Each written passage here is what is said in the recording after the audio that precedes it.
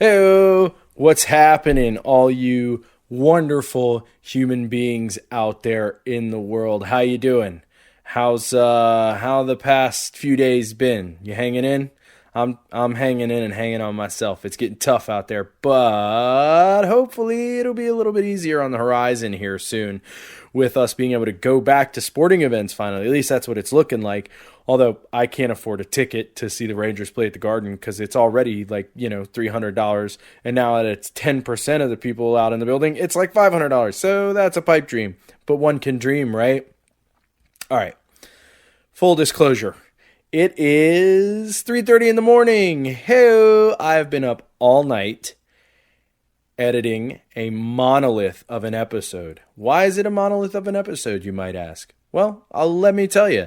Today, we have an interview with an awesome guest, and you'll hear all about that in the show, and you will hear the entire interview in the show, obviously. It's pretty much all baseball talk. So, yeah, a lot of baseball on today's show, and a lot of hockey, and actually there's a fair amount of football too. So yeah, pretty well-rounded show today, and it is long. Also, Dubs wanted me to mention to you all that on Friday's show, we're going to do an official Stone Sports bracket for March Madness. That's right. We are going to do a basketball bracket. Yours truly knows nothing about basketball, so that'll be fun. We'll see how catastrophically wrong I get all of it. But anyway, like I said, it's a long show, so I'm going to stop rambling here and we're just going to get to it. So let's get started.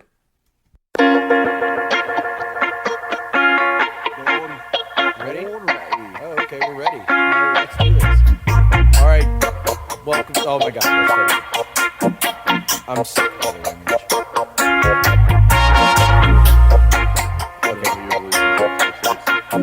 Is it extra sexy today? Thanks. That makes me happy. All right. Welcome to this episode of Stone Sports. I'm your host, Bert. With you, as always, I have my co-host, Double. Say what up, Dubs. And Meech. What up, Meech? What up? How's the weekend? Pretty good. Long enough. Yeah, not long enough. Yeah. Pretty good, but again. How about the clocks going 40 an hour last night? That fucked me up. I was awake for it. I was drinking, playing video games while Meech was sober and listening to me drink. I took a hit. What are you talking about? I was smacked. What are you fucking talking about? I started feeling like sick as shit last night, and it was like 3 o'clock in the morning, and I was like, well, fuck, now I'm not going to bed until like 8 or 9. And then I started watching a documentary about Meech's neck of the woods. About Sacramento? about the Golden State Killer. And that had me up till like 7 in the Meech's morning. boy. Oh, that's pretty Little bad. JJ D'Angelo? Oh, I'm impressed you know his name. I'm not. Joseph James. He's like fascinated with fucking serial killers. I didn't know that about you, That's not Dubs. shocking. I am too. Yeah. That's weird. I didn't know that about you. Okay, cool. We can be Also better known friends as than I ever thought we could The now. Visalia Ransacker? Yeah, I know, right? Have you watched that documentary, the one I on have not. HBO Max? It's pretty Patton intense, man. Oswalt's wife died writing a book about him. Yeah. They like fact. mentioned her in it. But yeah, it was pretty fucking intense, man, I gotta be honest. But anyway, let's soldier on. So we got any random news today, Dubs? I've got a Washington man. His name is Dustin Allen Bushnell, 30 years old. He was arrested Tuesday on a charge of possession of stolen property. Would you guys like to usher a guess at what he stole? A dildo. Nope. Damn Stolen Hey, property. sorry. Is it a felony or a Hold on. misdemeanor? It was for his kid, Oh. so it was not a dildo.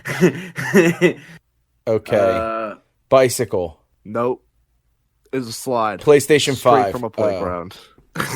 He just took It a was a fucking 400-pound slide. He cut it off of the playground. It had been missing for a couple of months. They were concerned about They were reports of- concerned. there was reports of stolen catalytic converters, which I feel like is a little Yeah, more important than a I stolen saw slide. that. Yeah, I saw that. So that investigation led them to him, and they were like, "Oh, you got a bunch of catalytic converters here. That's stolen property." And then, lo and behold, they're like, "Hey, isn't that the fucking slide from downtown?" I love like a press conference and be like, the slide was stolen. We are very concerned. But yeah, he like Homeboy cut just it took off. a fucking sawzall to it. Yeah, he cut it off, brought it back to his house, and like attached it to his kid's bunk bed. And there's a picture of it in the article. Oh, It looks dude, pretty I fucking feel like sweet. I would just let that go. I'd be like, that's just like a badass dad. I mean, the catalytic converters, I get it. You got to come down on him for that. But like the slide, like let that shit. Thief, bro. Literally, like let that shit slide, bro. I just like that they're like, we got him for the catalytic converters, and I bet it was just like one cop in the room. He's like, is that the slide? Wait a goddamn second. Is that the slide? Yeah, been that's missing the for cop. months. That's the cop that like annoys everyone too, because now he's got to do the extra paperwork. Yeah, they're like, dude, god damn it. Yeah, God like, damn it, Steve. you son of a bitch. No, that doesn't look like it. No, that's it. Fuck. No, Fuck. no. I carved my name in it when I was young. It's on the bottom side. God damn That's it, the Larry. slide. See, it says David Rush on the bottom of the slide.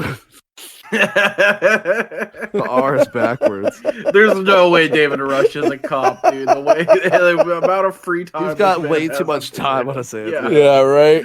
Yeah, for sure. All right, well, let's do some 150 baseball records in his news. back pocket too. Meech, you got any baseball news, bud? Yeah, the new round of COVID testing numbers look great. Only 2 positive tests out of 14,000. Hey, let's go. Round of applause for the MLB on COVID Yeah. test. That's a Snaps. 0.1%. So looks really good. And hopefully that they can keep that going when they get back to their home parks. Most stadiums are targeting fans in ballparks. Even California has announced that they will allow fans in a ballpark because we hit under, I think, red or something like that. Whatever the hell the judgment system is for that. But most teams targeting some capacity in their baseball parks going forward. This is a great sign that shouldn't be affected, as there's fans in the stands right now during spring training. So good numbers for baseball. Other than that, just some minor notes. Trevor Cahill signed a 1-year deal with the Pirates. Not like a huge name or anything, but he signed. Nick Markakis announces his retirement, and my perennial fantasy pickup is now gone. I'm sorry. The first, Yeah, so sad, dude. He's a great for a pickup. Like he usually goes undrafted, but he's great. He's not great. He's solid. He's like 300 hitter, has some power, does some RBIs. Like he's just a great all around hitter. But yeah, he has held retired. that man in right field at Fenway Park plenty of time. I bet you have, From buddy. his stint with the Orioles. Yeah, he's apparently played the most games, the Hey, 6 most games Markakis. of any right fielder, which seemed crazy to me. But I guess he has been playing for a long, long time. So Did you remember Jeff Francoeur? yeah, Frenchie. What's a name? He's actually a good broadcaster. He is on some of the Fox postseason broadcasts, I remember seeing him on there once. and I'm actually a fan of his as well. So yeah, no, Jeff Francoeur. Shout out Jeff Francoeur. That was all that was. And then other than that, the only other notes that I had is MLB announced rule changes for both single A and double A ballparks. This is kind of where they do their experimental stuff. This is where they did the extra innings rule, the DH, Just stuff was in like college. that. What? So your experimental phase was in college. Hey, we got a what this episode? Let's go. Feels like a Jesus. minute since we have one of those. Well, I try and just ignore him now, is what I try to do. He just but blocks sometimes me it out doesn't. 90% of the time. Yeah, sometimes I just steamroll, just keep going through. Double A has new rule changes implemented for larger bases to avoid collisions, and limits on the shift requiring 4 players to be on the infield dirt. That should slow the shift movement in the MLB. The other thing is pitchers have to step off the mound before throwing to a base to pick off a runner. So we'll see if these changes stick. Like I said, these are very much experimental stuff. This is where they Right. do all of that. I it's a love-hate thing with the shift, because the shift, people should be able to beat it. It's not that hard to lay down a bunt or take it the other way, and yet people have a very hard time doing it. And I just feel like you have to incentivize players like Mookie Betts who can take it the other way. And that will make the game better rather than changing the rules. But I don't think anyone's a fan of shifts, so seeing that there is a limit placed on them doesn't exactly also piss me off. It's not bad. And then in single A, they announced rule changes that pitcher limited to 2 step offs for pickoff while a runner is on base. So we mentioned before, they have to step off the mound to throw to a base, which I don't like that at all. I feel like that takes away I agree. a pitcher's defenses. But they can only do it twice when a runner is on base in single A. They are also experimenting with the ABS, which is automatic ball strike system, an automated strike zone essentially. And then they are implementing new or additional timers throughout the ballpark in single A. So those are the rule changes proposed in both double A and single A. I actually don't mind the ball strike system. I don't mind it. Not a fan. I don't love the pickoff rule, and like I said, it's a love-hate thing with the shift. Like, hitters should be able to beat the shift. They can't. It is sucking the life out of the game. But if you're looking to speed up the game, I feel like pickoffs and reducing those slows down the game because there's more offense and you can't get out. So I'm not really sure what a couple of these changes and are. People are going to turn that into a strategy thing. It's going to take fucking longer. Well, and I mean, it might be that the small ball's out of the game as well right now, which is part of the problem with the shift. So they might be trying to entice people to steal more bases.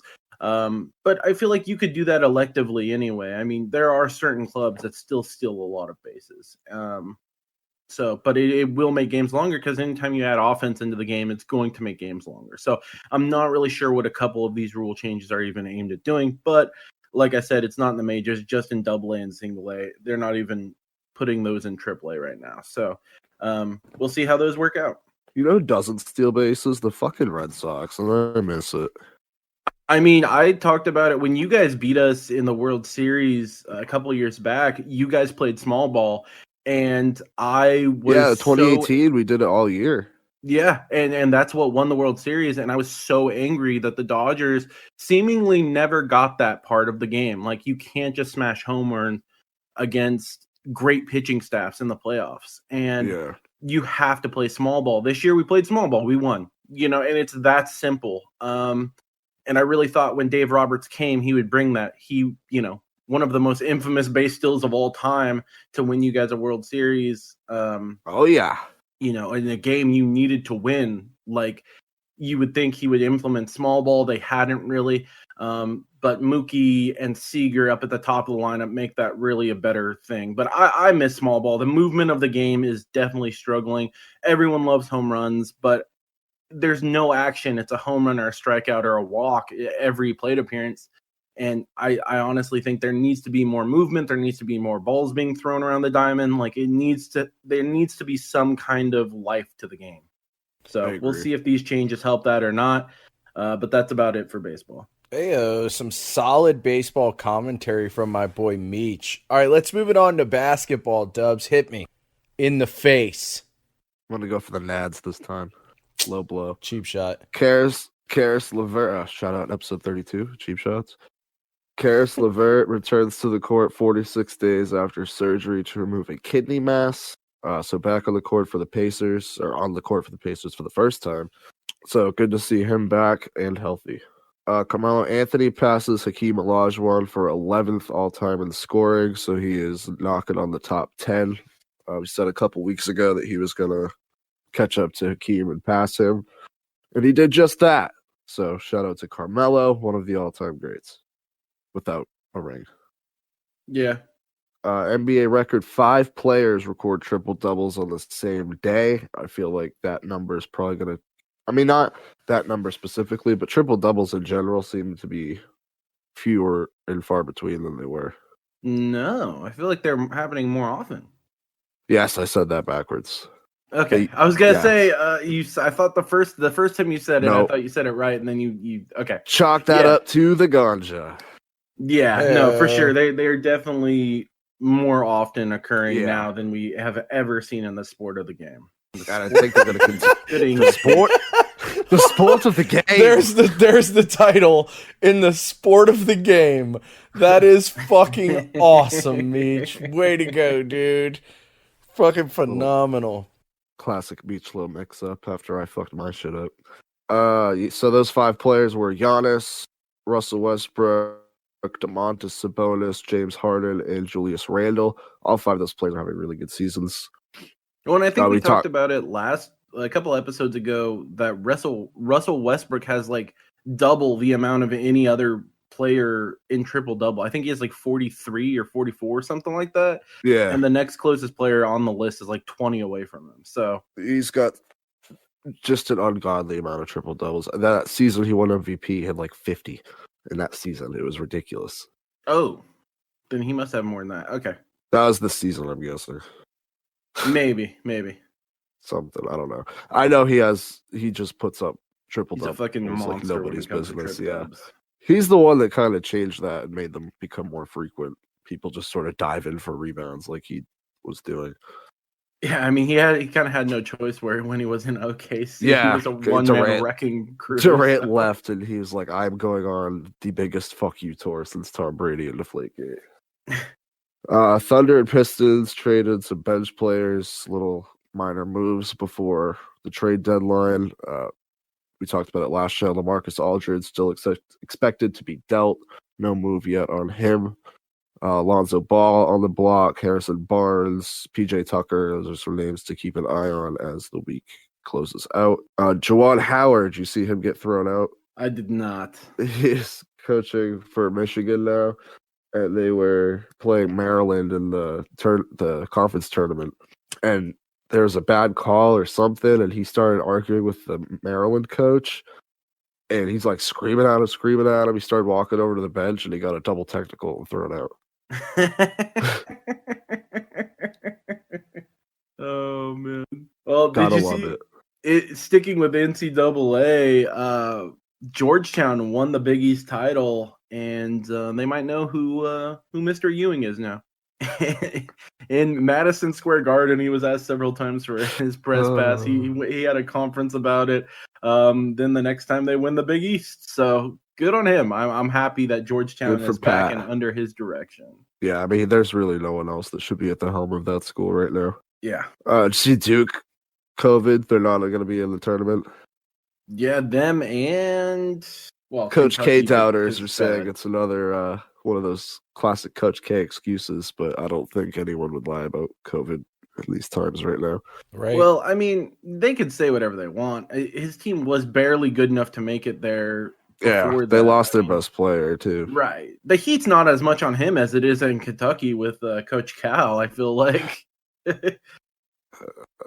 I was bitching in the car, or at lunch today about Kentucky to Selena, and she just had no idea what I was talking I was gonna say, was she just like nodding her head? Yeah, like, yeah. This will be over soon if I just keep saying yes. Basically, I knew that was the case. I was like, I gotta stop, but I don't even know. Someone had to hear you.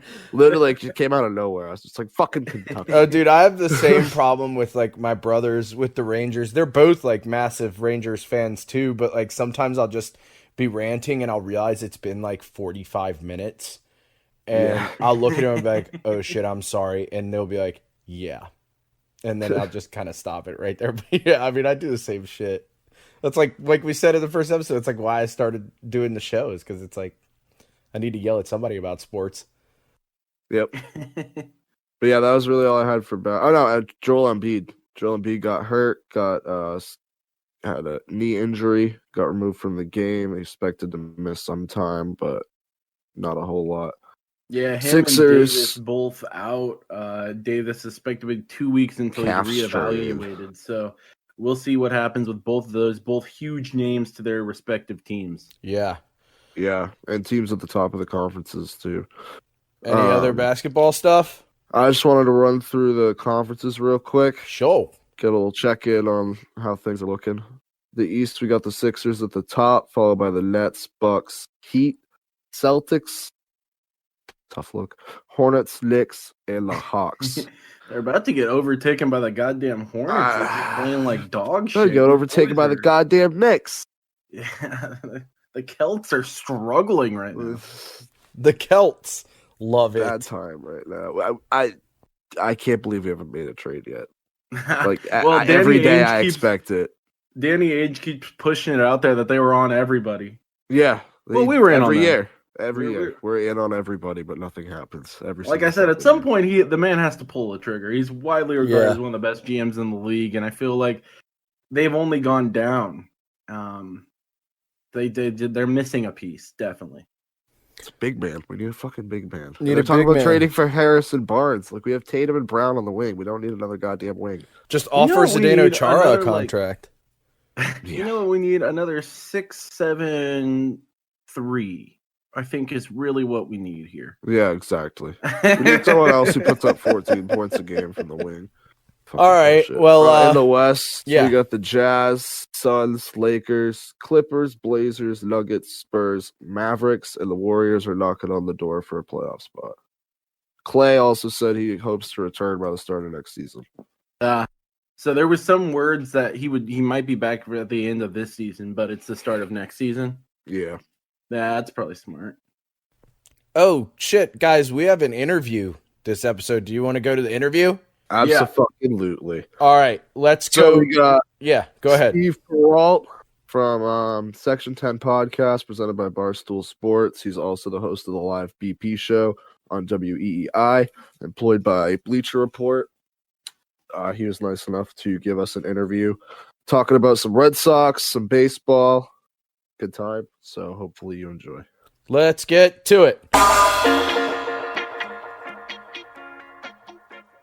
All right, Stone Sports listeners, we are back with a huge guest for you guys. It is a man who has had the pleasure of interviewing most of my childhood heroes. He is 1/3 of the biggest baseball podcast in America, the Section 10 podcast presented by Barstool Sports. Recently survived a stint in Twitter jail. He's the host of the live BP show on WEEI from Bleacher Report. Please welcome Steve Perrault. Steve, what the fuck is up? That is a great intro. I got to say, that was an all-time intro. And it's so funny. Like, I've only been freed from Twitter jail for, like, I think 4 days, maybe. I've lost track. Maybe it's been a whole week. Yeah. But it feels like a month, dude. Like, I'm telling you, that was – I don't wish that upon my worst enemy. It's terrible. No Absolutely more terrible. Creed videos? I know. And everyone thought I meant the band. I'm like, no, I'm not posting Creed band videos. It was the motorcycle scene from the Michael B. Jordan movie, and it's so badass. And the fact that it came up 3 years later, someone was out to get me. I still haven't figured out who it is, but I'm searching. Who blocked you most recently, and then you'll have a good idea of that. I know. I got to track him down. Backtrack. Get the yeah, Stone we're- Sports guys on it. I'm still gonna. I'm searching. We'll see. But we'll get into it here with the Sox. What place do you think we're going to finish the season? I'm thinking third, but with a ceiling of second, but that's a long shot. I do think the ceiling is second. I'm hoping this team, just as a fan and now as someone that even just with Section 10, I was very committed. Now I'm going to be doing post-game shows on EEI, Red Sox Review. So it's like, they better not suck. Like the Right. amount of like, I'm already thinking about it. I'm going to have to do the show, the show solo. And if they lose like 8-1 to like the Orioles, who's calling in? I don't know who's calling in when that happens. So like ideally, You get this like is the random angry fan from I like was I gonna know. say, River. oh, you'll get people. You'll get people will call in, but I more just mean like they better be competitive. 2020 was such a pain in the ass and such a grind for all of us. Luckily, obviously, it was only 60 games, but ideally they're competing for a wild card spot. I think they will be. They've shown signs that you can get behind them in spring training. And the biggest thing that we're not, addressing here yet, Alex Cora is back, and he has this team in that mindset that they can make a run and they can succeed in October if they get there. So that matters more than anything else, considering the season it's such a joke, man. 162 games is ridiculous. Like, I don't think we talk about that enough. It's like, you need a guy that can handle all these personalities and, all these players for the course of 6 months. And like, I don't understand how you thought initially that Ron Renicky could do that. There was absolutely no way. That's like having your grandfather as your coach. So I am glad the core is back, and I think they're going to compete for a wild card spot. So we'll see. Yeah, I'm hoping. But Toronto made a lot of acquisitions. Tampa was in the World Series last year. I think they're going to take a step back personally. And Toronto's an interesting one. Toronto's a very interesting one because they made acquisitions, but in terms of how they all mesh, we can't base that off of anything. So also the Blue Jays making big ads. I mean, that just never happens. So we'll see with Springer. Well, I'm very curious to see how it works out with George Springer. He kills us. He always does. He plays and that's Marwin Gonzalez killed us. That's the funny thing. You go down that Astros lineup, and regardless of who is 6, 7, 8, 9, they seem to go deep off the Red Sox every single time. Obviously, this was probably aided by trash cans, but you don't really know. Days. Yeah, I was going to say back in the old school days, kids, when they were using buzzes. No, but the Jays are going to be interesting. I'm very interested to see how that goes. Vladdy is ready to make a huge jump and not just be a homer guy. He wants to be a consistent all-star. I mean, it seems like they have the son of like every great player ever. So VGO is another one I'm watching, and we'll see how things go. But obviously the pitching's been a consistent issue for them. So same if with that us. rotation can, exactly. If that rotation can hold up, I mean, I think the Red Sox rotation is going to be better than the Yankees, but the Yankees have the guy, and I don't expect Kluber to do that much. I mean, that when the Sox didn't get Kluber, I was like, yeah, whatever. It's Corey Kluber coming off an injury, and he's what, 34? Like I wasn't really like, oh no, they really, Heim really messed up there, even though a lot of the fan base did that. So we'll see. It's going to be an interesting division to follow, but I'm excited for the potential of the Red Sox going for a wild card spot. Yeah, and we're bringing back Erod. Didn't play all last season. And he looked good the other day. He looked good. Yeah. Garrett Richards had the 2 bad starts and then the good one. If he can be, like a even record guy, we can be successful there. And if Sale comes back healthy and is Chris Sale around the June, July mark, then that's going to be whether we pick up people at the deadline or not. That's easily the biggest wild card if Chris Sale is Chris Sale, because it's like, even I've caught myself saying that. I'm like, oh well, if Chris Sale comes back as Chris, like, what is that though? Because that's a guy that consistently does well, but then gets hurt every single time. So is that the guy that we can't wait to have back? I don't know. Ideally, and he's going to give you the same. I've never felt better. Let me tell you, post-surgery, I've had a lot of time off. My arm has never felt better. Best shape of my life. Best shape of my life. That's what literally everybody says. So you're going to hear that, which is great. But until he's actually, consistently competing at a high level, which I'm just having a hard time believing that's going to happen. I really once he comes back, I don't know what he's going to be topping out at. I can't think it's going to be that fast. And so he's going to have to become a guy that's really spotting pitches and being deceptive. He does a good job of hiding the ball, so that helps. But the slider helps too. Yeah, the slider helps. I mean, that makes people look, like Manny Machado look like an idiot. So ideally, we get a healthy Sale that's ready to contribute. But they've been a little weird with the info on Sale in terms of when he's going to come back, what percentage he's at now. Oh, he's throwing, but what does that really mean? So I don't know. It feels a little weird with Sale, but ideally he comes back and contributes. Yeah, because he's a game changer for sure. Oh, absolutely. If he's healthy, absolutely. Yeah. So background, I'm actually a Dodger fan, and I realized that Dodger Stadium is behind you. Yeah, I was like, wait a second. Common ground right there. I just love Dodger Stadium. I've been out there a couple times. Both my brothers live out in L.A. Insanely jealous. They got to see the Red Sox clinch the World Series out there. It's weird. In Game 5, I was rooting for the Red Sox to lose, because I knew I was going to be able to go to Game 6. That series was over. The second they took a 3-1 lead, that was over. And so it's a weird fan thing. It happened with the Celtics and the Lakers in 2008, where I wanted them to lose because I might have been able to go to Game 6. Didn't end up getting to that. But it's like, all right, I'm definitely going to be able to go to this Game 6. And the Red Sox were too good. They won on the road every series. And to think that was less than 3 years ago is what really blows my mind. That.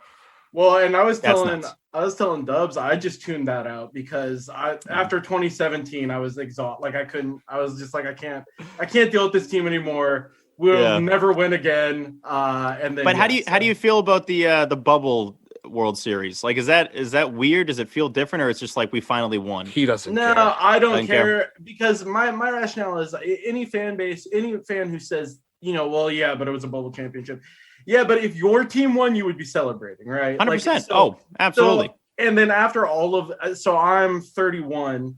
I was born in 89. They haven't won one since I was born. So it was my first championship. I'm going to celebrate like hell, especially getting their four out of the last 8 World Series we've been in or some like, and just one win. So I'm amped for going into this season too, but yeah, you can have your bubble World Series. Yeah, exactly. And it's not as bad as Disney. I think the NBA one was worse because you're literally playing in front of nobody. Like you guys for the NLCS and World Series were playing in front of fans. And it just feels traveled.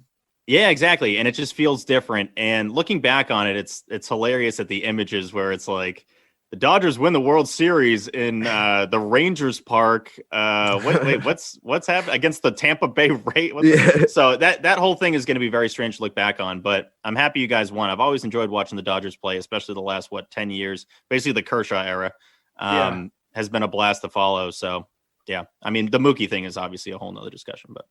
Anyway. Yeah, we could spend a half hour just on that. Yeah, one I bring up kind of constantly with Double, actually. But... Yeah, we'll just let that one slide. But whatever. You enjoy him, treat him nicely. Yeah. So we talked about Sale coming back. What are some other guys you, whether it's an acquisition or people coming up that you're excited for the season, have high hopes for? Tanner Houck. Tanner Houck definitely stands out. I know we had him on the live BP show. Really cool dude, by the way. It's funny when you don't hear some of these guys talk. I got to pay more attention this year to the post-game pressers. I think last year I just kind of tuned him out because it's like, well, tough loss again. We're just going to go out there and really give it. So I was sick of hearing that. But it's like he the seems Valentine like he's days. Oh my God, don't even remind. That was the absolute worst. Anytime I see the 100 years patch, I just cringe because I remember that season. But which is unfortunate because it was a nice patch. But that was the first season of my life. I was like, can't do it. Yeah. Just can't do it. But I like Tanner Houck a lot. He hides the ball well. He has a very intimidating presence on the mound. I mean, what more could he have done last year? Completely dominant. Had like whatever it was, like a 0.7 ERA. I mean, he was filthy. Nasty. And I understand there's the whole, rookie bump you get and hitters are going to figure out that whole thing. I get that. But he's a guy that I think consistently can succeed as long as you don't mess with him. And Cora said he's going to stay a starter, which is big because I was worried they were going to have him go to the bullpen and potentially mess with him. And then a guy that wants to be a starter should not be put in the bullpen in that situation, especially when you're a team that had like the worst rotation of all time last year. So I'm glad he's going to be in the starting rotation. I don't know what that means for Nick Pivetta and where he falls in this whole thing, but I feel like he might move into that back long reliever role. I could see likely him doing that. Yeah, likely. Him and Dries. I think it's I'm pretty sure I pronounce his name wrong every time. I don't know. We just call him Dreesy's Pieces and just call it a day. But yeah, that works for me. But yeah, him, Tanner Houck, Kike Hernandez, big on Kike. Kike is insanely versatile. I've watched more Kike Hernandez than most players not on the Red Sox in the last 5 years, and it's weird because like you'll watch a player and you'll feel like he's going to get a hit every time. Or he's going to make a play every time. And then I look at his career average. I'm like, what the hell is his average doing that low? Like, I feel like his average should be way higher. Alex Cora wants to get it higher. They want to have him using the monster more. He's going to be the leadoff hitter. A lot of chances, a lot of opportunities for Kike this year. So very excited about that. And yeah, you go down the line. I mean, I like the addition of Marwin Gonzalez. I think any fan that thought the Red Sox were going to make a huge splash is just not paying attention to what Heim's doing. That's not what the approach has been. You're not going to get under the luxury tax and then just sign George Springer for the hell of it. That doesn't make any sense. So I do like what they've been doing.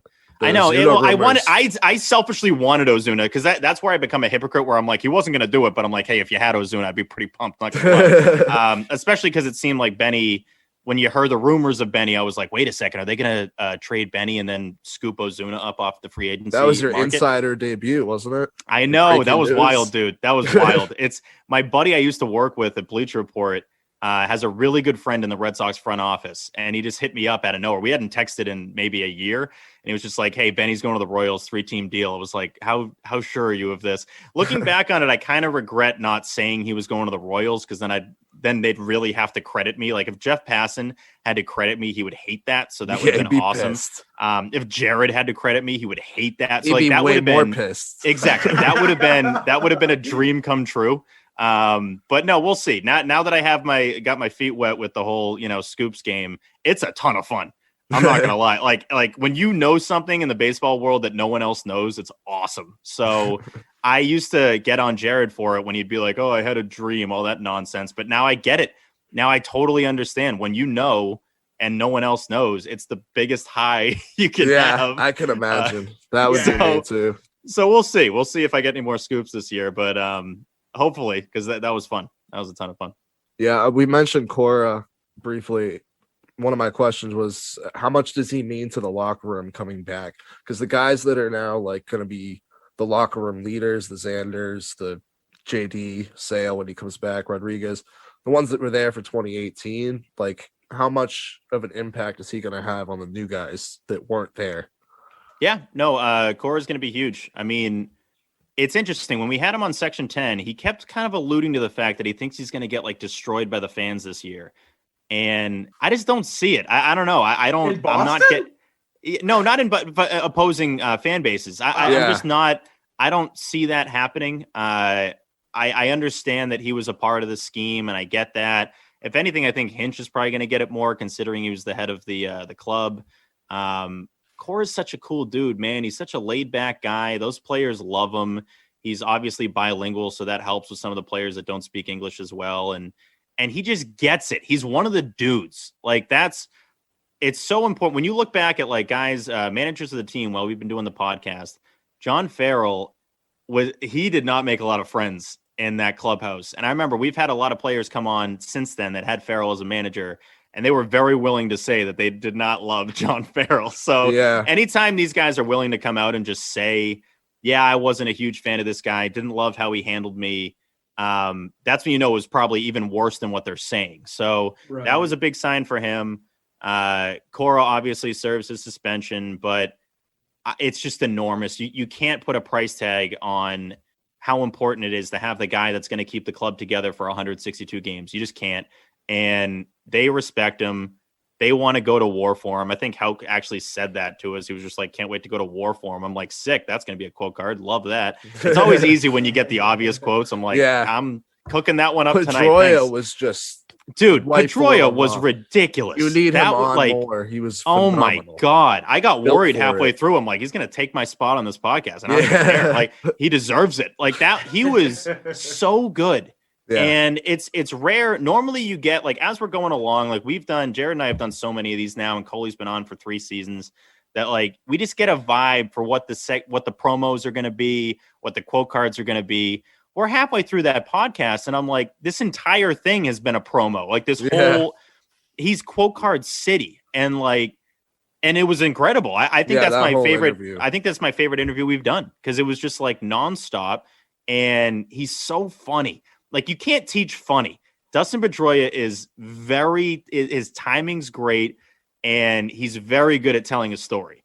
Yeah. And that's something that I love when we have guests. Sometimes you'll have guys on that you want to get really good stories from, but they kind of stink at telling stories. So like, yeah, it was wild when we won that World Series. It was a lot of fun. I'm like, wow, sick, dude. Like, you want to make sure you can actually, yeah, I know. It was a thrilling moment when I got my ring. But no, Pedroia was great. And we just want more of those. Ideally, we can get more guests like that this season. But this team, I'm glad. Again, Kike is a huge addition, not just for what he can do on the field, but considering he's a guy that can, keep it loose in the dugout, dressed up as a banana. Love to see that. Also has a Hawkeye for drones. So yeah, exactly. That clip was awesome. Like, I don't feel safe. I don't feel safe. He's a character. I gave Dubs a call, and I was like, dude, you guys got Kike. Like, he's good. Like, I know you're sad about Benny, but Kike is amazing. It's like needed Kike. I think we need like the team needed that badly. It's Brock Holt 2.0. That's what I see. It really is. Yeah. You can't replace Brock Holt, but it's close. Right. It's close. But they desperately needed that energy and a clubhouse presence that's going to keep the team light. I asked all those guys. I asked Chaim about it, asked Cora about it, asked Joe Kelly about it. They all said the same thing. This team desperately needed a Kike Hernandez, like a guy that's actually going to keep the team loose and that has an ounce of personality. It's pretty fair to say this is one of the more boring Red Sox teams in a while. At least 2020 was, minus Alex Verdugo. So that addition is enormous. Thanks, Mooch. Yeah, I mean, you guys are basically turning into our farm system where we. I'm fine with it. I'm fine But with we it. just Your farm can't- system's been great for a decade. Yeah, I was gonna say you guys are World Series contenders every year. I'm okay with that. It sounds good. But you talked about Perrault being one of your favorite guests. Well, that was actually gonna be my next question. What are some other of your favorite guests that you've had on? You've had tons. Yeah, the Tons. list goes. I mean, my favorite one ever, Pedroia is, but like my favorite one, if you factor in the scenario and everything that was going on, was JD Martinez. Getting to interview JD in the dugout before Game 1 of the ALDS, Red Sox, Yankees. I'm never gonna forget that. Like that whole vibe was awesome. I know Jared's made a lot of friends in the Red Sox organization, and he got a credential that season in 2018. I was able to kind of, I got to know Kevin Gregg, who's the PR guy, so I was able to also get kind of a pass to go in the dugout. And I was like, this is wild. Right. This is wild. Like, I can't believe we're here, but I'm looking around. I'm kind of pinching myself. Like Chris Sale walks by, just gives us a head nod. I'm like, what is going on right now? Like this, I really Am I couldn't right now? I know. And you just have to go with it. You're just like, yeah, what's up, Chris Sale? Like what? So anyway, that whole thing, that whole process was wild, but he was great too. He gave us an hour. Remember Mookie came in the middle of it, because they were going to get dinner that night. Because JD was only supposed to be on for like 15 minutes, and he just kept going because it was a really good interview. And Mookie just gave us a look. We were like, "Oh, you want to be on?" He's like, "No, I'm not doing that." Like, I don't think he wanted anything to do with the podcast. But yeah, I think it would be JD, Kurt Schilling. We've done a podcast at his house a couple of times. Kurt and I've Jared heard the go at it. Schilling ones. Those are As you would great. expect, they both go at it with the egos that they have. But no, it's just fun, honestly. Any of the players we get to talk to, specifically guys that I grew up watching. Pedro Martinez was incredible. We did one in person with him before his charity event in 2019. That was awesome. Yeah, you just kind of go down the list. I mean, I need Nomar though. Like You need Nomar. I've wanted to interview Nomar since I was like 8. So yeah, ideally we can get Nomar. The weird thing is, like, he's just in LA, man. He's not like leaving LA. Yeah, I think he's going to be there the rest of his life. Calling Dodgers he works games. on the Dodger. Yeah, he's the alternate broadcaster and then works on the post game show. Yeah, so I don't know how you're gonna get Nomar like out of that scenario. Him and Mia Hamm, I think, are still going strong. They're part owners of an MLS team. Like and I don't blame them. What a great place to be. What an incredible place to call home. So I don't know. If we can get Nomar, it would be great, but I want it to be perfect. Like, I've pictured it before, and I'm like, it needs, like, the sun needs to be setting, and there need to be petals around us, and he needs to slowly walk to us with his flow going in the breeze. Yeah. So we'll see. Ideally, it's like the perfect scenario, like, of my dreams, but I don't know. I don't know if we'll be able to lock it down. I know Jared and Coley got to talk to Poppy briefly. It was only for a couple of minutes in 2018. So David Ortiz in the show will be a lot of fun. So yeah, we'll see. But no, we've gotten to do a lot of fun interviews. It's been a ton of fun. And then the challenge becomes, how do we top that? What's the next guy we have on that has a story that hasn't been told before? And how do we get that out there, to the masses? That's always the challenge. You had Chaim Bloom on recently. How do you think he's done so far? And do you think he's got the team going in the right direction? I do. I know a lot of people are negative on Chaim. I mean, this is an incomplete product. You can't judge him based off of dealing Mookie Betts, which wasn't his decision. I mean, he kind of came into that decision and realized, okay, I'm going to have to do this. And now building the team he's built, he has guys that he can, or at least have Cora slot into different positions, be versatile. He wants a team that isn't going to rely too much on one or two guys, which I like. He wants to spread it out a little bit. Having said that, a lot is riding on JD Martinez. They're like tons. I think he has the biggest target on his back by far on this team. And if that doesn't work out, then your team, it changes the vibe, because he wants to be the guy. I think he always wants to kind of walk around that clubhouse and be the guy that's like the hitting savant. And if you want to do that, you can't be hitting 205. So especially with Devers, who's blossomed into like Devers is ready to be an MVP. I Yeah. think, like, I had tweeted that after having a couple Dak and Stormies, but like I honestly think he can be an MVP.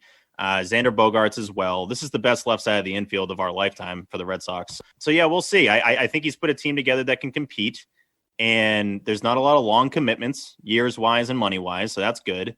It's good and bad, because, Xander's going to be coming up. Devers is going to be coming up. You got to lock those guys down. I want them to be Rodriguez is done after this year too, right? Yeah, Erod's coming up. So, JD he has an option for one more year. So it's interesting. I mean, you look at the roster and the guys that are still left of the 2018 team. There's not many of them. No. And Vasquez, another one that's coming up. So it's like you go down the roster and all these guys are basically only committed for max another like 3 years max. So and Bloom's gonna have a complete clean slate of money. I know he's gonna have his own. He's gonna have more money and prospects, and like that's the goal. And you want to have an extended period of time that you can compete for a World Series title. I understand that, but as Red Sox fans, it's weird, man. It is a little weird, right? Because you have to train your mind to understand we're not just going to pay big bank every offseason now to get the guy that you need to fill that void, and it's not really going to happen. Last time it happened was JD, and it did work out, so it's hard to really get that upset about it. But, since then, it's been dealing guys here, dealing guys there, signing 1 to 2 year deals with utility players, and I understand why a lot of the fan base is like, this sucks. Like, I'm not excited about a bunch of utility guys, but I can't wait for the season to start, man. I don't want to base how I feel, Chaim did with this team off of spring training. Like once we actually get some games under our belt, it'll be a lot easier to understand, what kind of team we have here, especially once fans being back for opening day is huge. So that this can feel like more of a real season, because I'm sure a lot of players wouldn't say it, but even though the team stunk last year, the Red Sox, no fans there made a huge difference. So huge. I cannot wait to get back to Fenway Park personally. I'm hoping to be there for opening day. We'll see. That'd be awesome. Yeah. And it will be interesting to see going forward, because I feel like it might even be a longer process than that, because he's building a team that will sustainably be well into the next decade. That's the long-term goal. And I just don't know how patient the Boston fan base is going to be, but we will see. Not patient. I'll answer that They're for just you. Not. It's a straight up not. No, we're not. So we'll see. I don't even blame fans though. It's like when you're trained, I think about this with just day-to-day stuff where I'll be on Twitter and I'm like, when did I even open Twitter? I didn't even know that I opened the app. You just kind of do it out of habit. As Red Sox fans, we assume we're just going to have a loaded team and the highest payroll basically every single season. And when it doesn't happen, even though the Sox, I think, are still a top 4 payroll, which is kind of nuts when you're like doing crazy. The whole luxury tax thing. They're still at like 204 or something. It's nuts. But when you're trained to be that way, I'm not going to get upset at you for then flipping out when things don't go that way. Like when you're not getting all the prized possessions you want, it's okay to be upset. I'm fine with that. But you got to dig a little deeper and understand they didn't bring Chaim on just to do the same stuff that Dombrowski was doing. Right. So, like, I think you'll look stupid if you're just like, oh, well, I want him to do the same things. Well, they very clearly got rid of Dave because of that. So, and he got us a World Series, and you can't complain about that. But Dombrowski cleared us out. But you guys are gonna try. Cleared us the fuck out, big time. And we talked on the podcast about this, but we're hypocrites too, because the second they signed Eovaldi and extended sale, we're like, let's go. We still got like champagne in our eyes. So it's like at that point, you're just celebrating. You assume everything's going to go well because you're coming off an absolutely magical season in 2018. So it's looking back on it. Obviously, hindsight is 2020, and those contracts were ridiculous. I mean, no one else was giving Chris Sale that money at that time. No. So you were basically competing against yourself to extend him for 4 seasons, I believe, after his actual deal was going to be up. So that was tough. Eovaldi didn't have a terrible year last year. He came on late and throwing fucking smoke the other day, and he was throwing gas the other day, and so he was in like the low to mid 3s, so he wasn't that bad. Martin Perez was solid. Obviously, Perez Day has become a big thing. I don't love that the team account is using it now. It's like that was a Section 10 thing, Perez Day. Like, come on, it gets too popular, and then like the Sox are using it like they came up with it, but. Yeah, I like the look of this team, but I'm cautiously optimistic considering you're going to have to see it consistently from the rotation. If the rotation can't go out there and consistently put you in a position to win and get it to the bullpen with some of the new pieces they have there, then we're screwed. So we'll see. Yeah, I hope Sawamura can work out and Darwinson Hernandez out of the bullpen. I really like Sawamura specifically. There's a lot riding on him. It's always funny to me with some of the reporters when they try to act like they know at all how it's going to work for Sawamura on this team. The guy's getting used to a new baseball. It's a completely different ball than he's used to throwing. And obviously they've deadened the baseballs more this year, put that in quotes, but it blows my mind sometimes when people just like throw predictions out there for pitchers they've never seen in their life. Like I can comfortably say I have no idea what Sawamura is going to do on this team. No clue. No. So it's okay to know, or to not know rather, how a player is going to do. And when a player comes over from there, it's like hit or miss. It's one of the other. There's not a lot of in between. I'm 21, so like the first time I remember that was Daisuke. And like he was amazing right out of the gate. Deceivingly amazing. Deceivingly. Yeah. He had like the the 18-win season with like a 4.5 ERA. Yeah, 18-3, but he wouldn't get out of the 5th inning, or Yeah. he wouldn't get to the 6th. And the amount of times he'd load the bases and do a lot of like the rub the ball thing, I'm like, I am gonna blow my brains out. He could do like a 10-minute compilation of all the times he was just rubbing the thing on the back of the mound, looking up. He's obsessed with the rosin bag. My goodness, Yep. dude, it's not gonna help you throw strikes. I'm sorry, it just isn't. Like he would nibble so much because I hate pitchers that nibble. It's a big difference between nibbling and hitting and dotting the strike zone. Like Daisuke he'd always throw it a little bit outside and then he'd kind of peek in. It's like, that's a ball. I'd be yelling at the screen more than anybody. I would love to go back and be like the yell at the screen rate. Who is it highest for in my lifetime on the Red Sox? Daisuke, it might be Daisuke. Daisuke, Julio Lugo. Lugo is me. That's terrible. Fucking mine. Julio Lugo drove me up a goddamn wall. Dude, Edgar Renteria was awful on the Red Sox. He was the first player I disliked on the Red Sox. Was Edgar Renteria? I was like, why did we get this guy? I know, seriously. He's the kind of guy that the second he was outside of a Cardinals uniform looked super weird. I was like, this doesn't really fit. Wait a second. There's certain players are only meant to have one uniform on, and I was like, this is strange. He has a Red Sox uniform. He had like 30 errors that year. Pablo's the obvious one, but my thing with Pablo, and I've said this before, and people have disagreed / agreed with it. When the belt thing happened, when his belt exploded, my theory is that, and this is because I'm like super fat now. I'm quarantine fat now. Yeah. So where it's just you just notice like, wow, scale's getting up there. But when you sit down, step on it. That's the way to avoid it. I like that. You can't hide that when your shirt fits a little tighter. You're like, wait a I'm telling you, second. You wear the Stone Sports hoodie.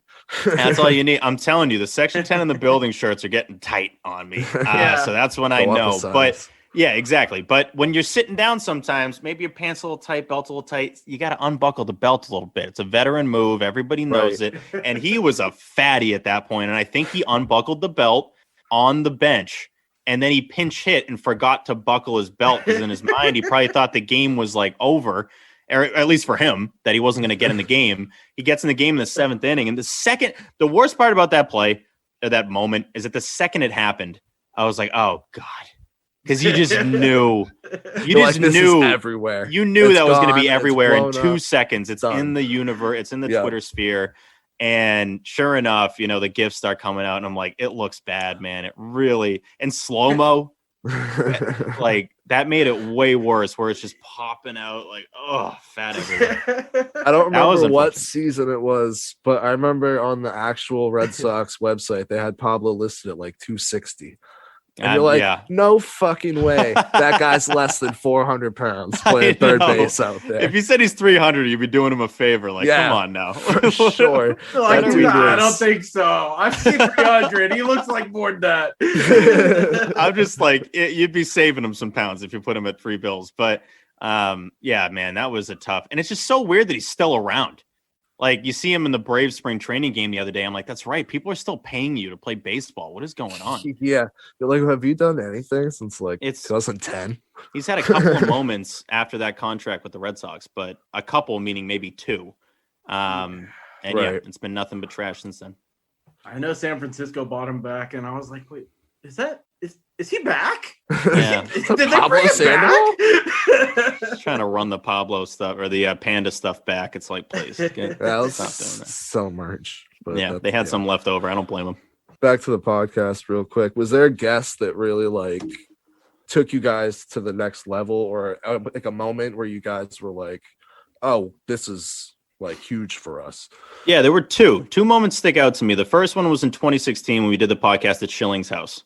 Because that was very like, whoa, that's got to be surreal. Like, yeah, that was kind of. 04. So we're in his house. Jared had to go to the bathroom. He had an issue flushing the toilet. Sounds about right. And so I'm in the basement with Schilling, and he has the coolest basement, dude. Like the classic like player. Like I played in the Bigs basement where man cave where he's got Randy Johnson game used signed jersey, Barry Bonds signed jersey. You go down the list. And it's just like this Hall of Fame of game used signed frame jerseys, a home theater. He had one of the cooler things that my buddy Pete Blackburn did, I think, briefly, where he had like part of his downstairs set up like a diner. and it's super cool. It had like the old school Coke like glasses and whatnot. Oh, And I'm that's like, cool. this is the ultimate man cave. Like, I love this. And so we're just shooting the shit down there.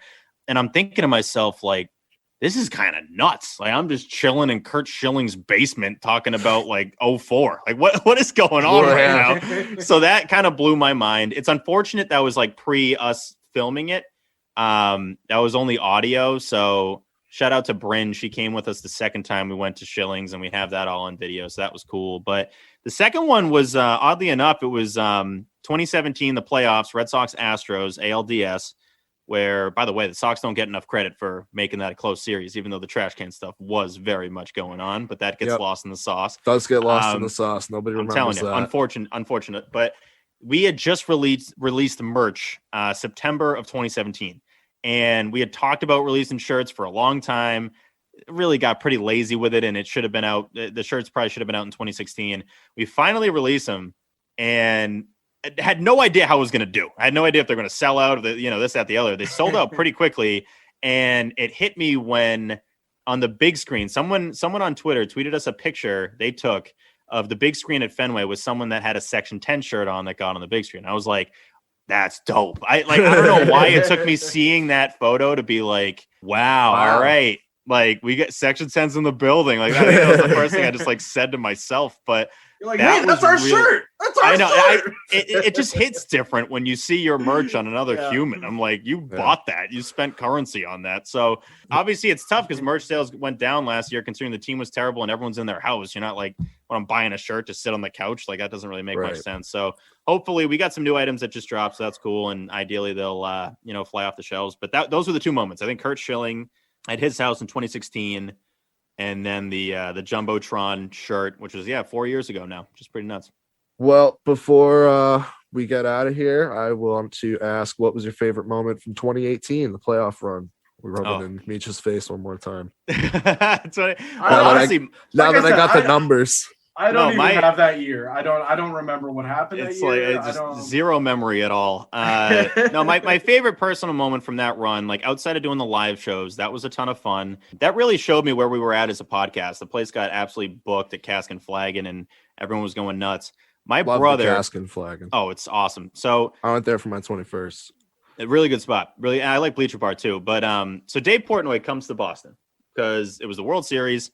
And Barstool Radio kind of took over. I wanted us to do live shows. Obviously, we don't have a higher say than Dave Portnoy. So he comes to town with the Barstool Radio gang.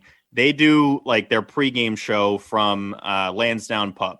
My brother found that out. He lives in LA, and that I wasn't going to be a part of that show because it's a Barstool. I got it. I took no offense. It wasn't a Section 10 thing. It was a Barstool Radio thing.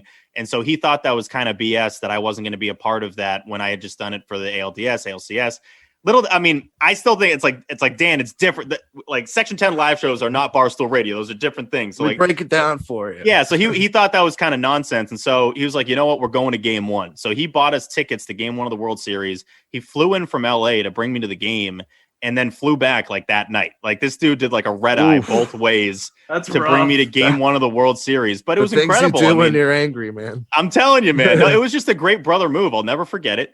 And we had, time of our lives. The crowd, oh my God, that atmosphere was incredible. The Nunez 3-run homer, no one saw that coming. And Baseball Tavern after it was an all-time Baseball Tavern night. Mike Napoli was there. Steve Lyons, as always, was there. It was quite an evening overall. And I'll never forget that. Yeah, so that was my favorite moment, 2018. Mine's got to be the whole game, the whole game where we just smacked the Yankees, just silenced the whole. Incredible, stadium. Man, 16-1, and they wanted us. They wanted Boston. By the way, like everyone who looks back at it, it's like, oh, you don't want us. You don't want. I kind of like that they were saying we want Boston because for the first time in ages, it was like, wait, Red Sox Yankees is like a thing. Like it had been so long because I grew up on like the Ortiz, Ramirez, the 3-4 hitters, and Yankees were so competitive, and it just the like rivalry wasn't one day. It wasn't really a thing. Yeah, well, one team was good and the other team sucked like every other year. And 2018 was just the sweet spot where it was like, all right, the Yankees were really good, by the way. Like that, they had a 100-win season and they were in second place by 8 games. That's insane. But the We Want Boston stuff, I love that because that was just like, oh, okay, like this is going to be a series and we're actually going to have like legitimate bad blood. So that was Once cool. again, let's not talk about the 100 win season 2018, 107. 108. 108? 100. I thought it was 107. 108. I just blocked it out. Just the whole thing. I remember that long push it ass away. game. How many innings was it? 17. Game 3. Game right? 3? Yeah, 17. I remember falling Jock asleep after I got so mad at the Kinsler shit. The error. We should have won the game. Yeah. I remember right when I was about to fall asleep, I heard the bat crack from the Muncie home run. From I was like, Muncie, that's the game. And I looked up and it was over. I was like, fuck. It didn't. Am I missing? I thought Jock had like one that almost. I thought Peterson had one that almost went out. I think he did. But Muncie right off the bat, you just knew. It was like, oh, okay, game's over. But in a weird way, it didn't even. I had so many weird. Dude, I'm telling you, I had so many weird feelings during that playoffs. The only time I was really nervous because I got to see Game 1 of the ALDS. I snuck in for them clinching in Yankee Stadium, which was awesome. And then Game 1 of the World Series. And I just didn't. The only time I really felt nervous was Game 1 of the ALDS when Kimbrel gave up a bomb to Judge in the 9th to make it a 1-run game. Kimbrel, my God, he was awful. Scared me every time. About as bad as you could have been in a playoff run for having no losses. He ended up with 0 losses that run, but still was like terrible. But yeah, it was a hell of a run, and I can't. It just feels ancient now. It feels. If this was a normal team, if this was the Dodgers, they would just still have like all the same players. Like they would still have all the stars. They wouldn't have dealt anybody, and they would have just added. And we only have 8 or 9 guys left from that team, so pretty wild. Yep. And Mookie just gone. Yeah, well, we won't talk about it. The worst. No, let's talk about that. No, I think we're up against it. We're up against it. All right. Well, we appreciate it. Thanks for doing this. We had a good time. Hopefully we can do it again soon. Maybe do like a mid-season check-in with the Sox. Yeah, absolutely. Check out Section 10, live BP show. Everything from Bleacher Report. Thank you again. Enjoy. Absolutely. Take care, guys. All right, and we are back. Let's talk some hockey. And there is actually some news. There's also some side stuff I want to talk to you about personally, Dubs, with hockey. But I guess first thing we should talk about, because it is probably, I don't know if funnest is the right word, but it was fun to watch. The fight between, who was it on Tampa? What's his name? It's like something with a B, Bromwell? Weird. No, something Chuck. Yeah, it's something weird, but yeah, he dropped dude, man. Adam Erd. That was the guy on the Red Wings. I don't know who the guy on the Lightning was. I think it's like Bromwell or something weird like that. But yeah, he straight dropped him. His shit rocked. Yes, he did. And it was nice enough of the guy on Tampa to hold his jersey so he didn't hit his head on the ice. I was like, all right, we got a solid goon here. KO punched him and held his head on the way down. That's a true goon. Yeah, it is. True goon. Way to go. Yeah. All right, so now we're going to talk about, the return of Artemi Panarin and how it obviously increased the Rangers' ability to play offense. But there's one thing I want to talk to you about watching these games first, Dubs. So 2 games. They're very interesting, actually, because the first one, you beat us 4-0, then we beat you 4-0. I think that's really, really, and it's like an exact mirror. Like the first game, we were like not competitive at all. Although I could tell you what the real problem is. We'll get to that in a second. And then the second game, it was like the Bruins weren't competitive at all. Although, actually, the truth is, like we've discussed before, the answer to beating the Bruins is simple, but it's not easy. You just have to shut down the top line. Now, that's not easy because the top line is who it is, but that's really all you have to do at this point. But what I really want to talk to you about is who are the dudes, because the first game I watched on the Boston broadcast, the second game I watched the MSG broadcast, who are the dudes that do the commentating for the Boston home broadcast? Jack Edwards, high above the ice. Because one of them, I was like, dude. It's Jack Edwards. It's Jack Edwards. Like, that's what you're talking about. It was just like, dude, you are just, I don't know what is going through your head when you're saying half the shit you're saying, but, just stop. Every game, bro. We've loved him, but the dude is whacked out. Yeah, he's whacked hilarious. out. anytime Krejci does anything like positive, he's just like, look at those hands, they're so soft. Yeah. And also the way he was saying Zibanejad was annoying the shit out of me. He would be like Zabanajad. And I was like, no, I'm pretty sure it's not how you say it, bro. But if you go through Bruins Twitter, like anytime you're gonna see shit about Jack Edwards. Yeah.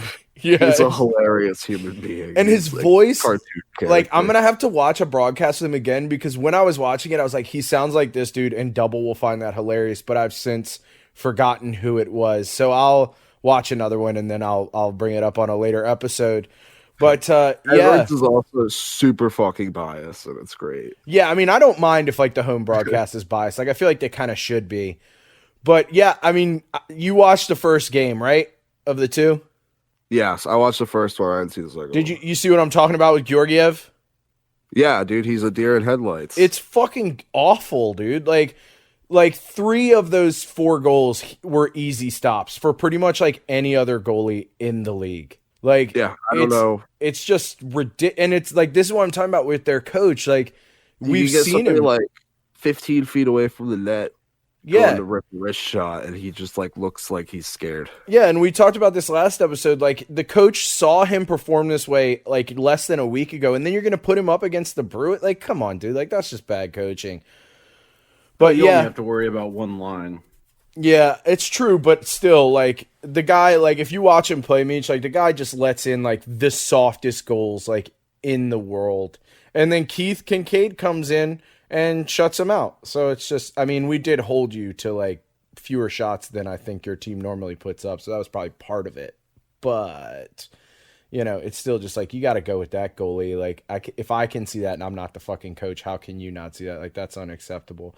I guess there could be some sort of, like, contract thing, like if they play him enough games, maybe they take less of a cap hit or something. I don't know. I haven't looked into it.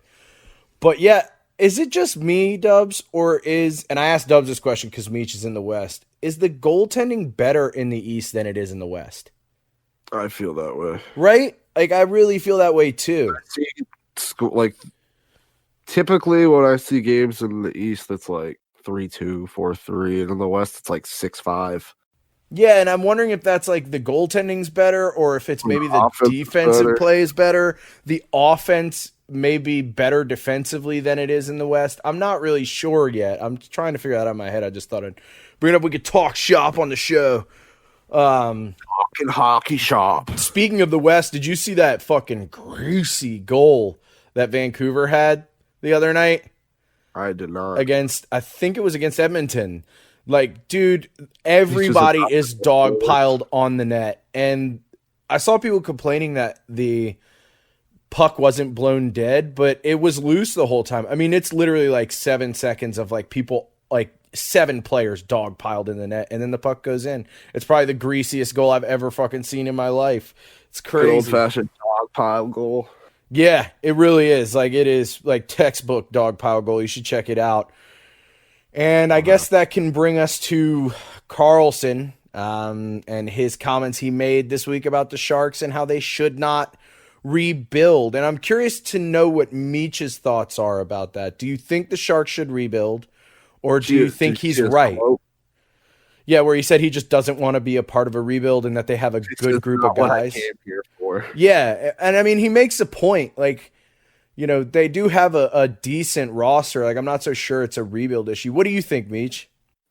I don't know. They're going back to your guys' point of goaltending. I feel like in the West, it's very not consistent. Sometimes you'll get 1 to 2 games, and then other times you'll get like 5 to 6 games. So it's just like it's very hard to figure it out. The Sharks are interesting. I think they should.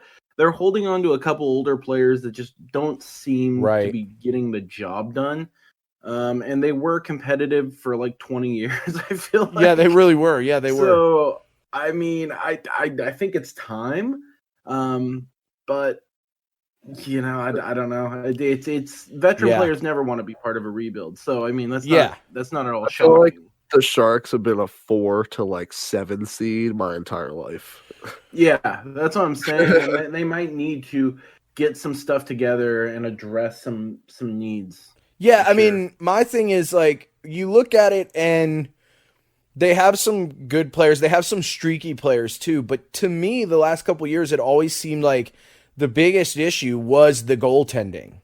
Like, I know they've got Dubnik playing right now, right? And he's doing okay. But Martin Jones was like atrocious in between the pipes. So bad. Like Niemi had, No, he was atrocious. really good for a while. Like after Niemi had like a career resurgence there, and then Jones Yeah. took over. Yeah. Jones was really good for the first couple years after they got him, because he was our backup for a while, and then we traded him to somewhere, and then they traded him there, and he was really good for like the first couple of years, and so I'm not really sure what happened. Yeah. I mean, goalies are strange beings. And They're like it se- kickers. Yeah, it seems like the weirdest little things can throw them off, and then they're just donezo. Like Georgiev, for the first couple years we had him as our backup, was fucking solid, like really good, and now he's just trash, and has been for a little bit. So I don't know. Goalies are just weird. It just to me it's interesting because I don't watch them that much anymore. I used to watch them a lot back when Todd McClellan was the coach, but I wasn't so sure that a rebuild was completely necessary, but it could be. Like I said, I don't watch. I mean, them that they've much. also said goodbye to a lot of veterans on their team. Yeah. Like the guy who's been playing for fucking ever. The fuck is his name? Patrick Marlowe. Well, no, he's still there. He was a Bruin for a Marlowe. while. His Joe name? Thornton. Joe but Marlowe- Thornton. Yes. Yeah. Yeah, Joe Oh, Thornton. you're saying the guy that? Okay, yeah, I got you. They've Yes. let go of a couple of older players, so like they seem to be trending younger, and then they let their leading goal scorer walk to Dallas too. So like they've definitely lost a couple pieces, and then they brought back Right. Marlowe. But They signed Kane. They got Carlson. yeah, so like there's definitely a couple older pieces, but they did say goodbye to a few older pieces. I think they should rebuild because they don't look great this year. Scrap it. And yeah, no, I think it's time. I think they've been competitive. They have a solid fan base too. Like their fan They do. base is actually pretty rabid Yeah. up here. So I think they can definitely undergo a transition for sure. Yeah, I actually, in talking it out with you right now, I think you might be right. I mean, you probably have to lose Carlson to do so, but I also Yeah. don't think that's a player that like you need. I mean, he's getting older. He's going to be probably aged out of his prime by the time the rebuild is done anyway. So, I mean, I'm often said on the show, like, you got to start, and you may as well start sooner rather than later. Right, and then you look, there's youth all over the division. If you don't Yeah. start now, you're going Yep. to be behind. I mean, the Avalanche are really young. The Kings, like we've talked about multiple times, are kind of like the Rangers as far as where Yeah. they're at. They have brought up a ton of young people. They've gotten rid of a lot of the old guard. I mean, pretty much a whole new defensive tandem other than Doughty there. Yeah, and I mean, like so- now is like probably one of the better times to be trying to scoop up players because with the cap either staying where it is or potentially going down, it's going to be a lot of players, being let go because teams just aren't going to be able to fit them on the roster. So it may potentially be a good time to rebuild anyway.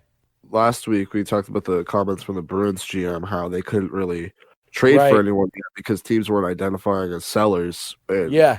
that's like a situation like San Jose is a perfect example of why trades aren't happening yet. Yeah. Yeah, for sure.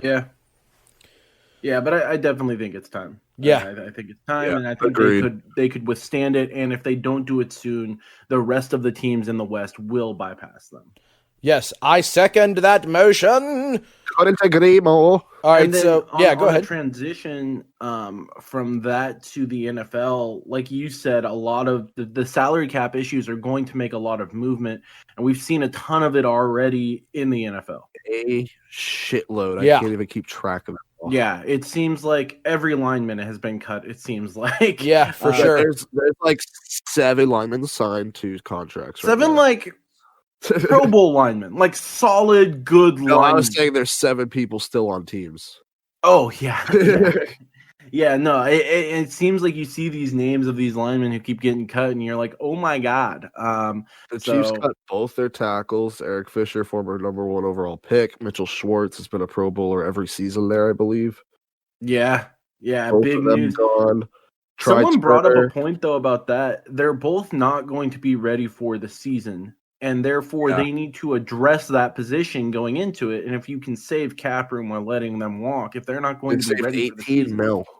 right, you have to protect Pat Mahomes somehow. And if they're not going to be ready by the season, you don't really want to, start a backup if depending on where they are. So we'll see.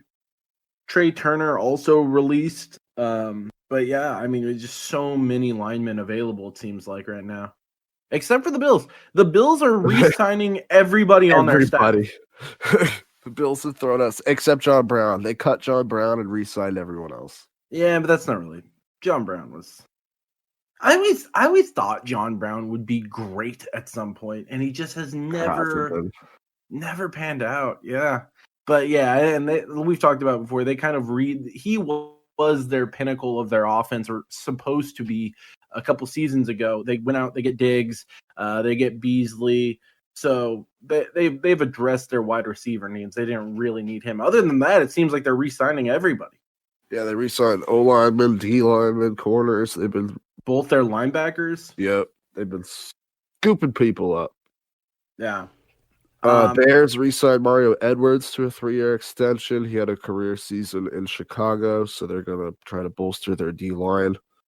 They also restructured a ton of deals to give them cap room. Chiefs are also expected to restructure with Mahomes to give them more cap room as well. Could free up another 17 million on top of the 18 they freed up. Yeah. So there could be dealing with some money to go sign some linemen, like you said. Yeah. Other than that, I think the Patriots signed a quarterback. Your issues on this? What are your thoughts and opinions? I'm hoping in a couple months we're going to be talking about the one we drafted and not the one we signed. Cam Newton re-signs with the Patriots. 1-year deal that could be worth up to $14 million. I believe he's guaranteed 6 or 9. Heavily laden with incentives, bonus, all that shit. But I said I didn't want Cam Newton back. I still don't want him back. I don't want him starting. If they're just getting him to be a backup or to be involved with a trade with another team, I don't know who would want Newton. But I can't do another season of him starting. People are going to blame it on the weapons, the line. There were so many throws. In all fairness, the weapons are laughable. They're not good, but you can't point to that. Like, look at the difference between Brady last year and Brady this year. But you can't say that's everything. It's a lot.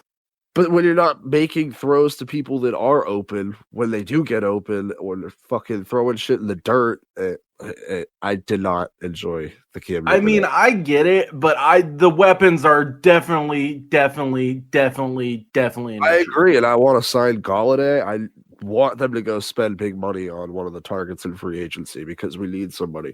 I wanted Allen Robinson, but he got franchise tagged. But if Robinson went to free agency, I would have been prepared to give that guy any amount of money.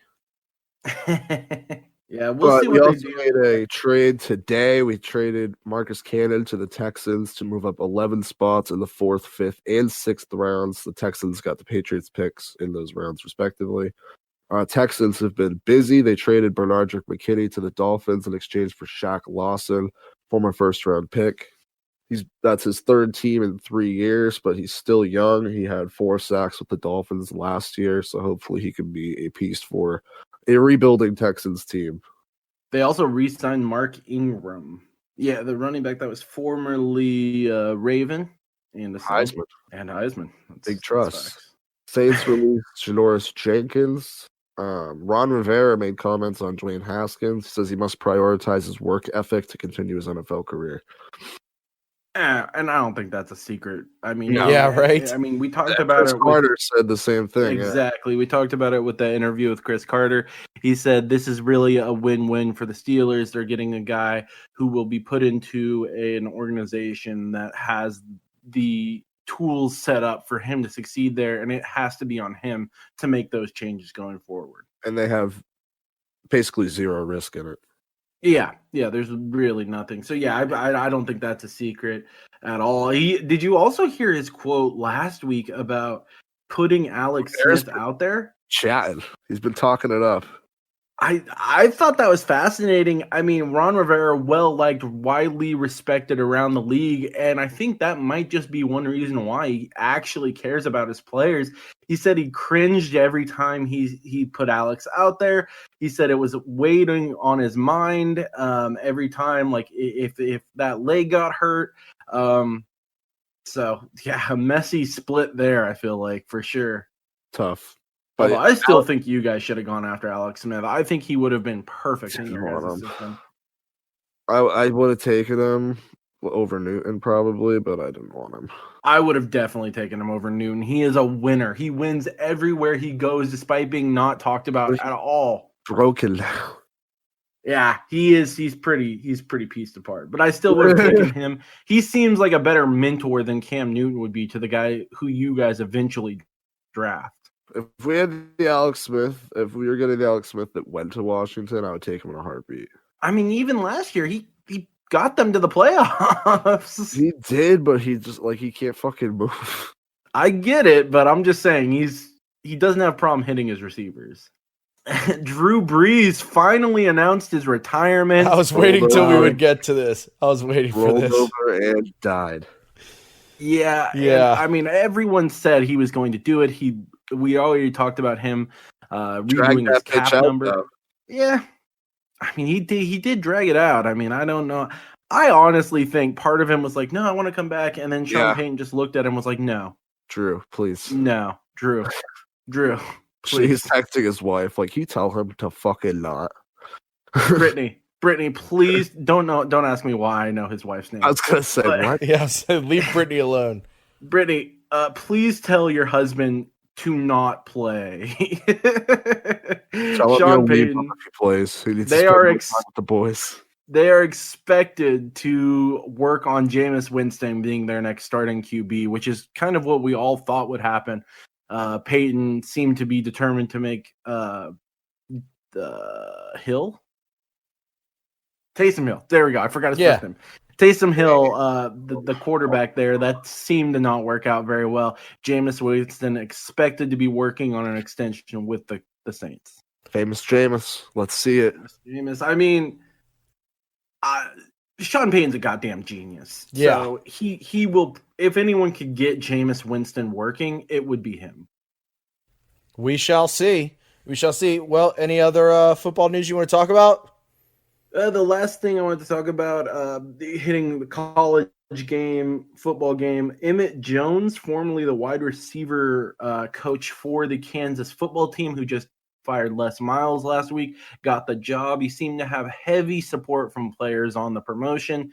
He got the interim tag on his job title. We'll see how they do going forward. But as we talked about, they have to change the culture, and a lot of players seem happy that he was a right step in that direction.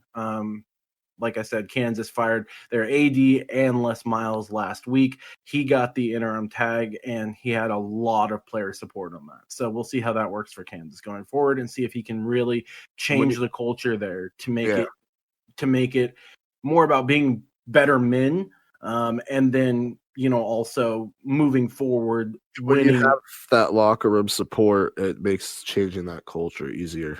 Right. When everyone looks at you as a leader and there's a groundswell for him to get that job, you work on the culture first. Winning will come later as long as you're recruiting the right type of people who care about football. So just wanted to shout out to that, because he seemed to put in his work, and he seemed to be very popular there. So that's about it, though.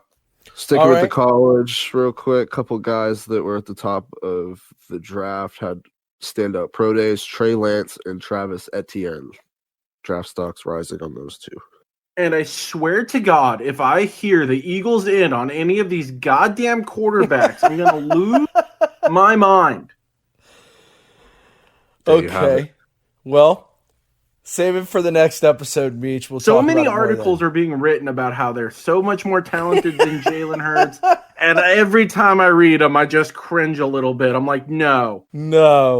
Just like Michael Scott when he has to deal with Toby. No! God, please, no! No! Another sixth pick. The Eagles take Trey Lance. North Dakota Yeah. State. Right? All right, so how do we feel about this episode, boys? How we feel about the work we did today? We feel good about it? I always That's feel all right. good about the work I do because I put out nothing but consistency, 100%, and a phenomenal finished product every time. That sentence got away from you. All right, well, thanks for listening to this episode of Stone Sports. We appreciate it. Follow us on all the socials. That's Instagram, Twitter, Twitch, and YouTube. It's all Stone Sports Podcast. Say goodbye, boys. Peace. Like this.